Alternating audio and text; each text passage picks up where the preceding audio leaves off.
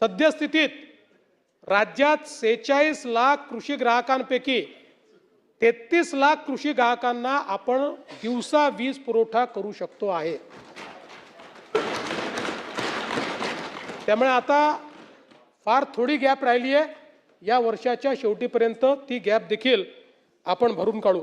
आता या योजनेमुळे शेतकऱ्याला तर दिवसा वीज मिळते, पण वीज खरेदी खर्चामध्ये 10,000 कोटी रुपयाची बचत ही महावितरणची होते। एटीएनसी लॉसेस कमी होत आहेत, शासनाची 5,500 कोटी रुपयाची सबसिडी वाचते आहे आणि सगळ्यात महत्त्वाचं कार्बन उत्सर्जनामध्ये 25% कपात ही या योजनेमुळे आपण त्या ठिकाणी करतो। आपल्याला माहिती आहे की आपल्या मोफत जी काही बळीराजा योजना आहे त्याच्यामध्ये देखील आपण शेतकऱ्यांना काय अनुदान दिलं मी अर्थसंकल्पात सांगितलेलं आहे, त्यामुळे त्यापेक्षा अधिक मी सांगणार नाही। प्रधानमंत्री सूर्यघर मुफ्त बिजली योजना यातही महाराष्ट्र आता देशात पहिल्या क्रमांकावर आला आहे।